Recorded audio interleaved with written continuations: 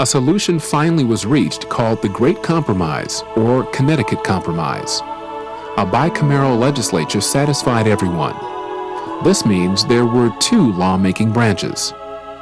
The House of Representatives, elected on the basis of the number of people in each state, and the Senate, with 2 senators from each state, no matter what the size or population of the state. There were still many other problems to solve, but the spirit of compromise had been set by the Great Compromise. The other problems related to slavery, tariffs, electing the President of the United States, and guaranteeing civil rights in the Constitution. It was difficult to compromise on these issues because people felt so strongly about them. They didn't want to give up something they believed could threaten their way of life. One of the most difficult issues was slavery. The southern states approved of slavery and believed they needed it to provide inexpensive labor on their farms. Most northern states either did not have slavery or would soon make it against the law. They didn't think of slavery as moral either. But most Northerners didn't care too much if the South kept slavery. There was little discussion of outlawing slavery. But they didn't want to count the slaves for tax purposes. The Northern states wanted the opposite. In the end, the delegates settled on the 3/5 compromise. 5 slaves would be counted as 3 people for both representation and taxation. The tariff issue also split the North and South. It wanted the federal government to be able to do whatever was necessary to regulate or control commerce to protect developing northern industry. Congress was given the power to regulate all foreign commerce and to place tariffs on imports, but not exports. The solution calmed Southern fears that tariffs on exports would make their products too expensive to compete on the world market, while also meeting the Northern desire to protect American industry from low-priced imports.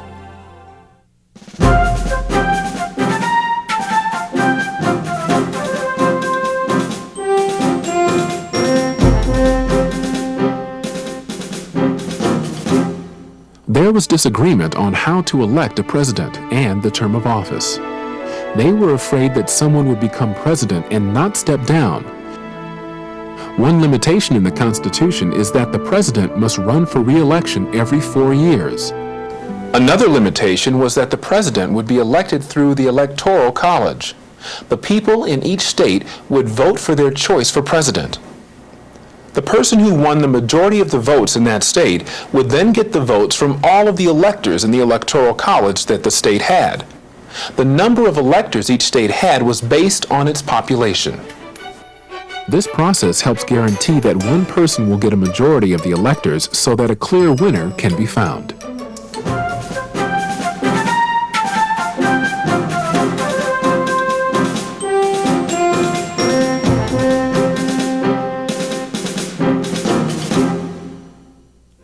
Many delegates felt that the Constitution should guarantee the rights of the people.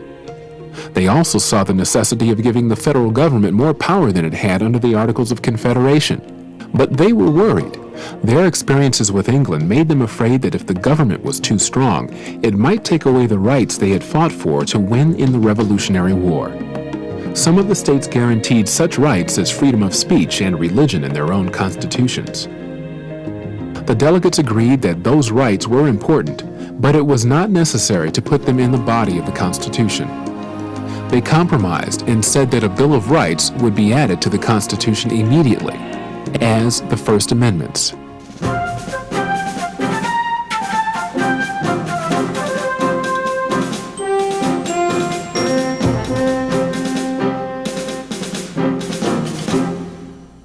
The Constitution finally was completed after a long, hot summer of hard work and heated debate. The delegates to the Constitutional Convention now had to convince the states to accept it. That task proved to be as difficult as writing it had been. The delegates knew that some of the state governments, such as Rhode Island, would not approve it. They decided the best test would be to have the people decide.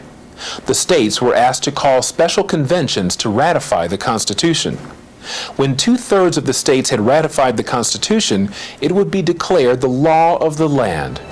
They voted either for Federalists, who would support and ratify the Constitution, or anti-federalists, who did not like and would try to change or get rid of the Constitution.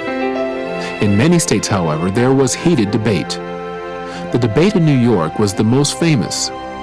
3 important men wrote convincing and forceful articles for ratifying the Constitution. Alexander Hamilton, often called the father of the Constitution. John Jay, who negotiated the treaty to end the American Revolution. And James Madison, later a president of the United States.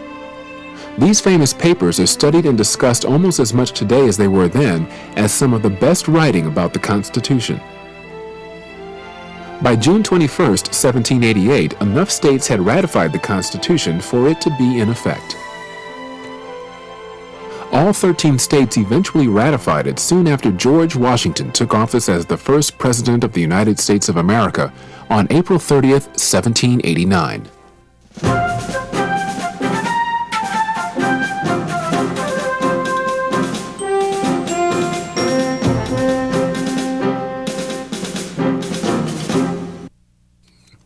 Amendments have been added to meet changing situations, but the basic document has proven flexible enough to survive the many changes since 1787.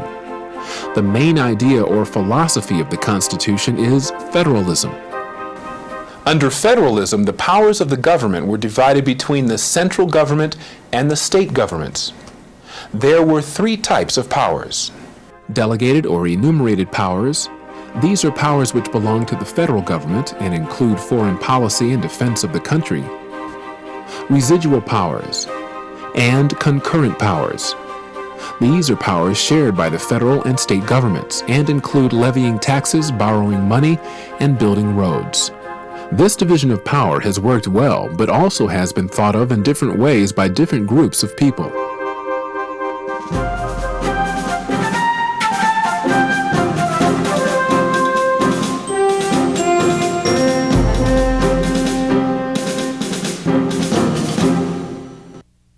In this program, we've covered an important period in American history, from the Revolutionary War through the writing of the U.S. Constitution.